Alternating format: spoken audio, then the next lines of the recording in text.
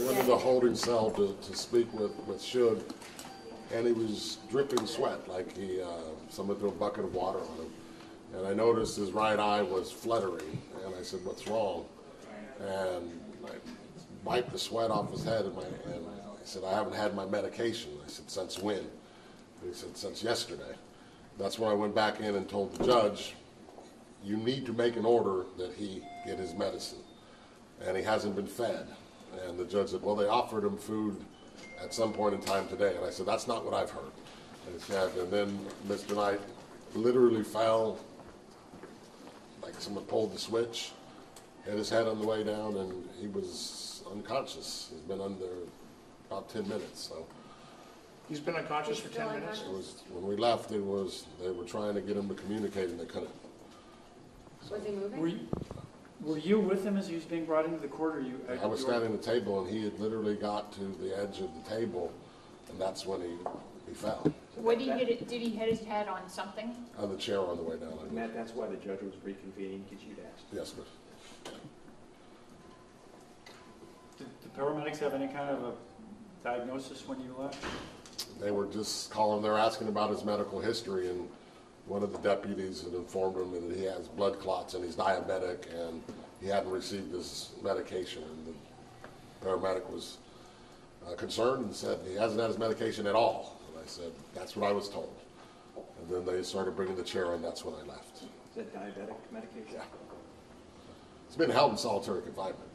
Literally, no hot water, which I know a lot of people think that the people accused don't deserve it, but everybody else has hot water.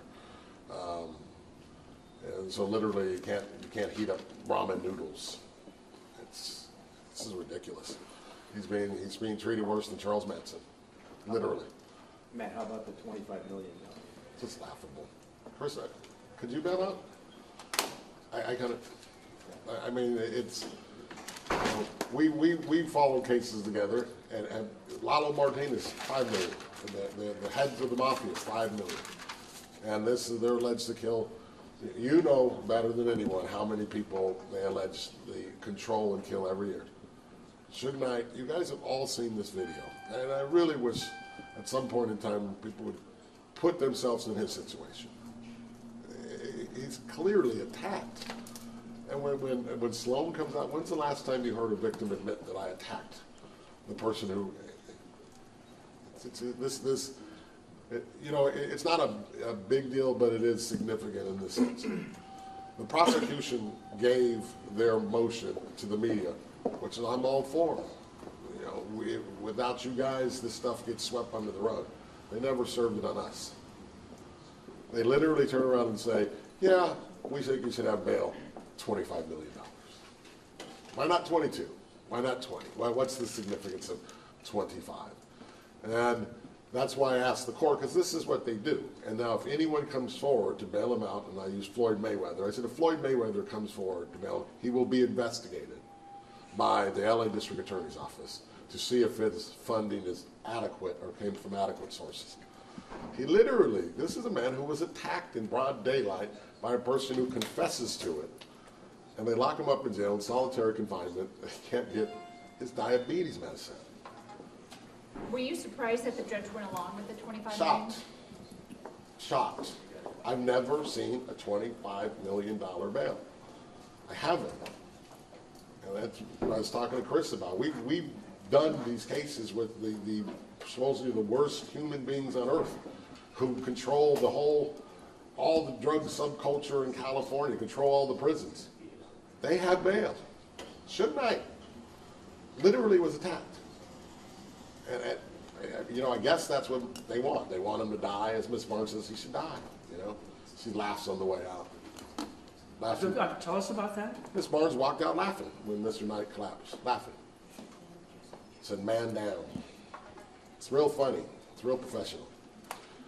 And who was that? Cindy Barnes, the deputy district attorney, who sat there and said, "I think he should go to jail for the rest of his life. I think. She personally doesn't like the guy."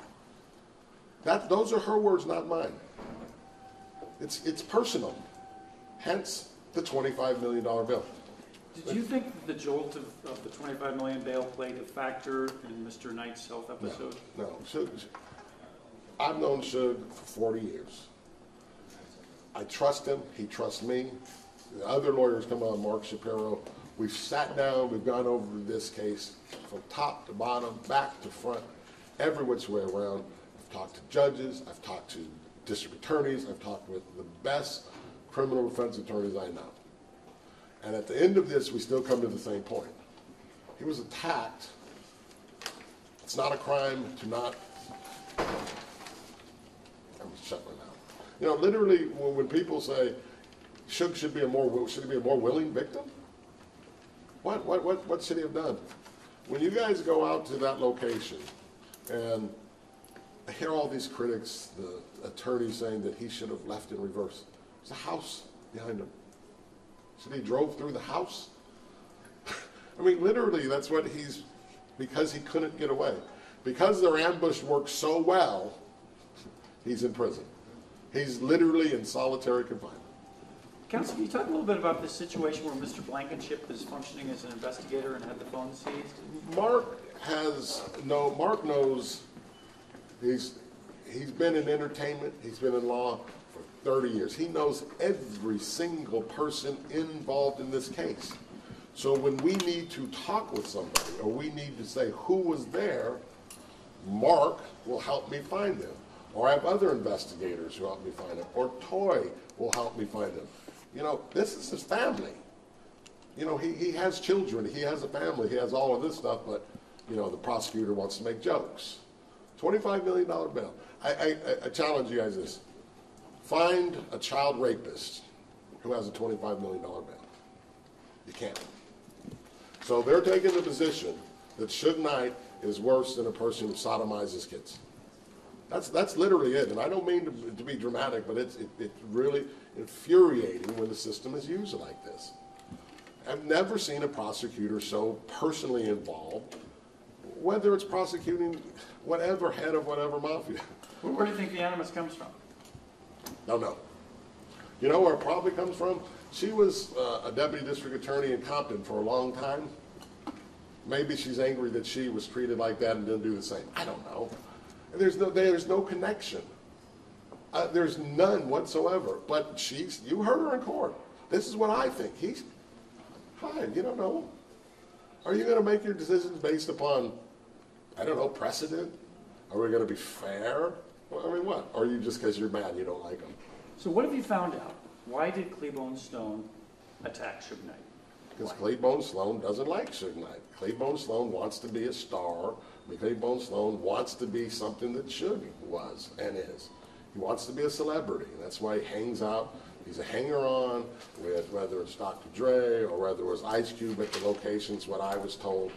But you know, at the end of the day, his statement to the police literally says he pulls up on Bullets Road and confronts Suge and challenges him to a fight, cusses him out.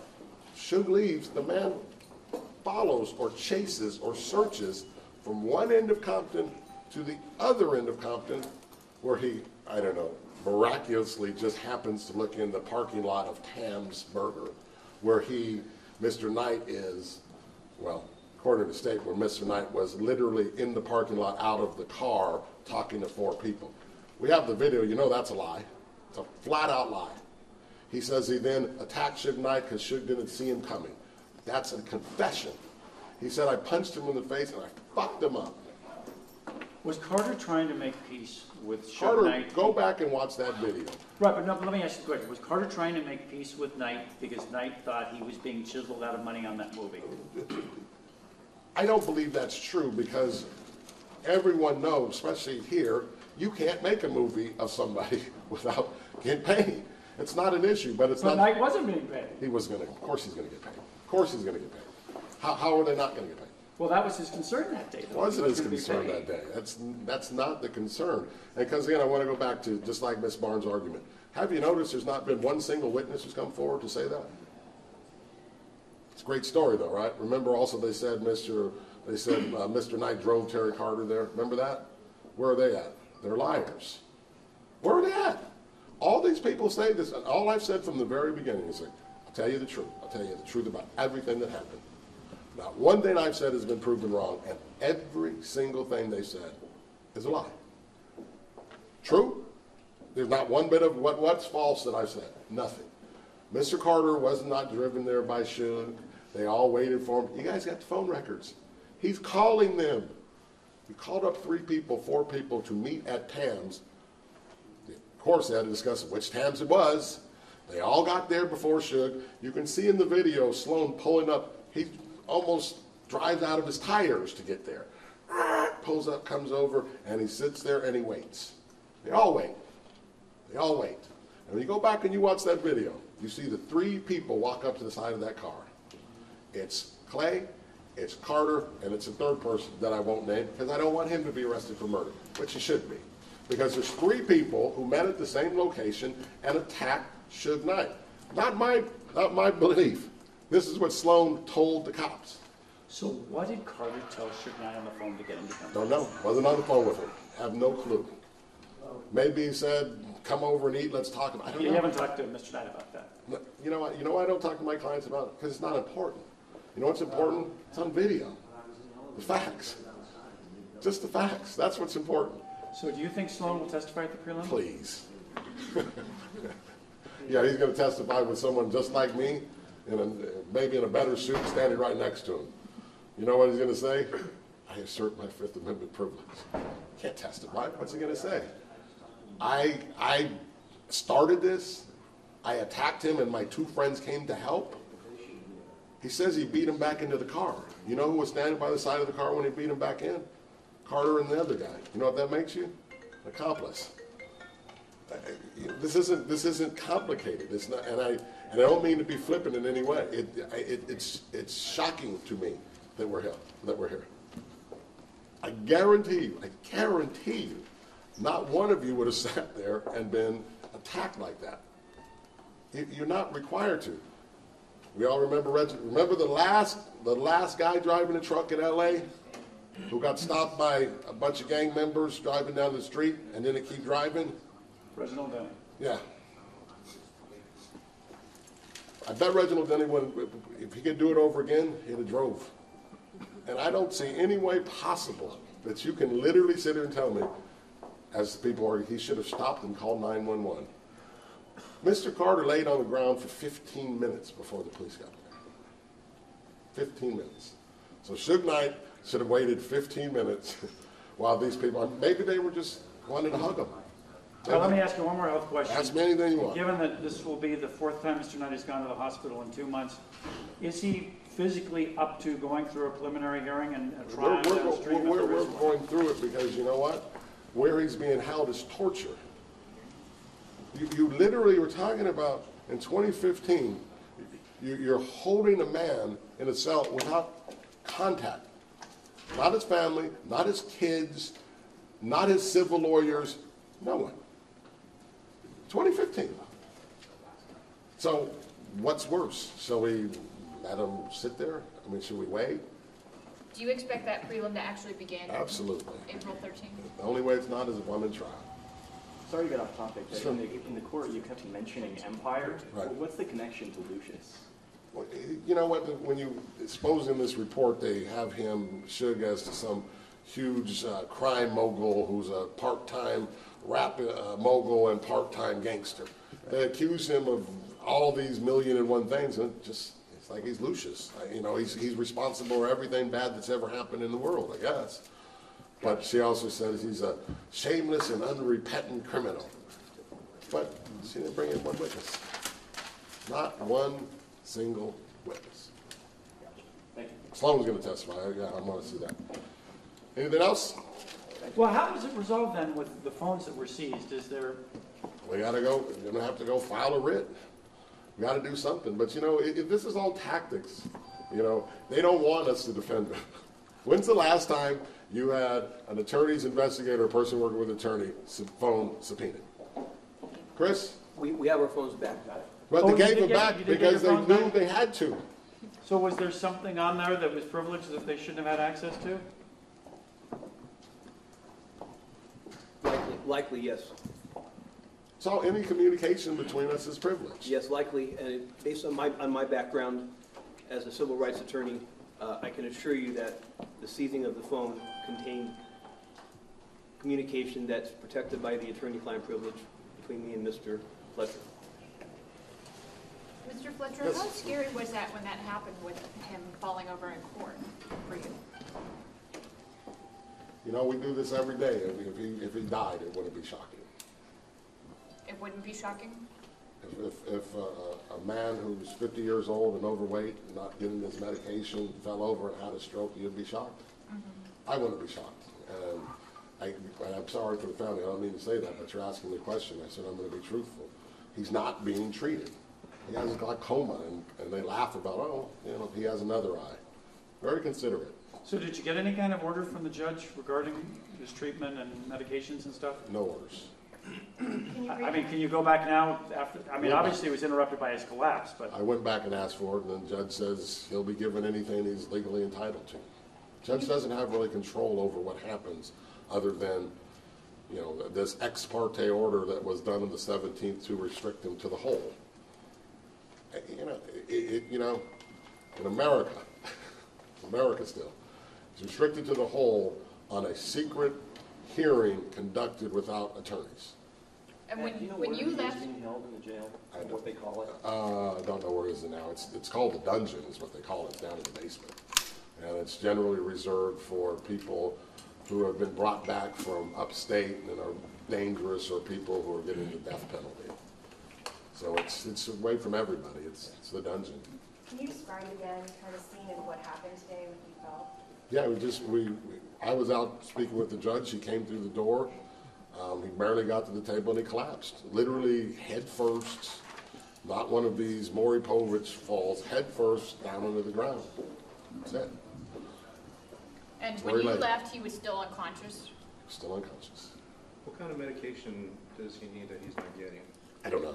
I just know he's diabetic and he hasn't been given that. Also, he wasn't given anything to eat today. And, you know, I mean, you have to, I'm not a doctor. I mean, my understanding is about as valuable as your understanding of diabetes. I don't know. Has he complained to you personally that he needs medication that he's not getting? We have done everything we can to try to make sure that he's, I don't know, Guantanamo Bay, I guess, to get treated better. I don't be flippant about it. It's a person accused of a crime. He's not Do you feel like convicted after of this anything. latest episode that things are going to get better? Do I think that they're going to treat him humanely? If you have to be told to treat someone humanely, I think that's kind of a rhetorical question. Will you treat them humanely? If you're not treating them humanely, particularly likely you're going to starve. You know. Okay. Thank you, Matt. You're Thank welcome. you. And the people concede this. They say he's bailable. They've conceded that he's bailable. But $25 million is absurd, and it's not reasonable. It's clearly excessive. Fire department. This car ran over two guys that were fighting, and then he just pulled back and pushed forward and run them over.